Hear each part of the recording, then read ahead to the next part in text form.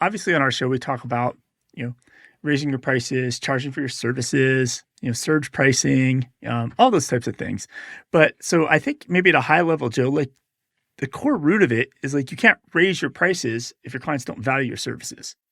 So like That's exactly right. what does that mean? Like how do you get your clients to value what you're doing? Well, first, and I like to refer to the Cobb Value Curve on this. My friend Ron Baker got me, going on the Cobb Value Curve many, many years ago, and it just holds truth. It is truth, right? That the more differentiated you are, as and x-axis is differentiation, y-axis on the Cobb Value Curve is how relatively valuable you are. All right. So if you have relative value and you're doing it with a unique and differentiated product, people are going to value you, and if you don't, they won't. So I like to tell the story to kind of get it out of the industry for a minute. It's something that we can get our minds wrapped around and then bring it back to the industry. I was at a county fair one time, walking around these old booths shops like you do, and then the very next day, a very dear lifelong friend of mine had just had a baby. It was their 1 year birthday.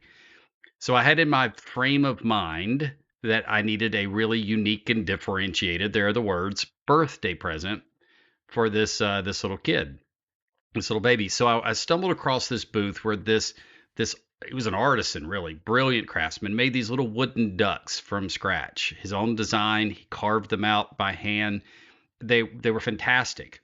And they you wind them up and they would bob their heads and everything in the bathtub. It was an amazing little toy, and it said wooden ducks $20. Well, let's look at the Cobb value curve and let's apply it to the ducks.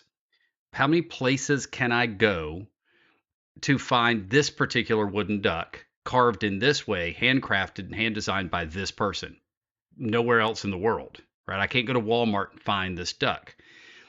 But then if we're looking at the Cobb value curve, and if you're listening to this in the car, you can Google, with your phone while you're driving. I'm kidding.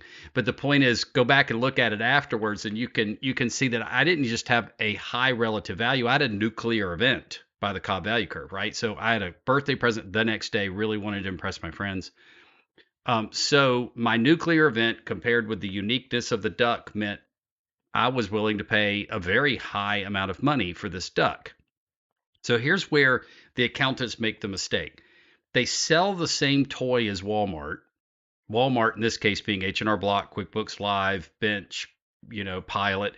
They sell the same product or the same duck as Walmart, and they then stand up something at the county fair, and they think, okay, now I can charge a premium because of the fact that I'm delivering it in a very personable way.